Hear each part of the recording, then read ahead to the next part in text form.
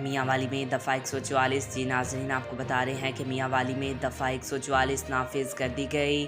پنجاب حکومت نے دہشت گردی کے خطرات کے پیش نظر میاں والی میں 7 دن کے لیے دفعہ 144 نافذ کر دی، جس کا نوٹیفیکیشن جاری کر دیا گیا۔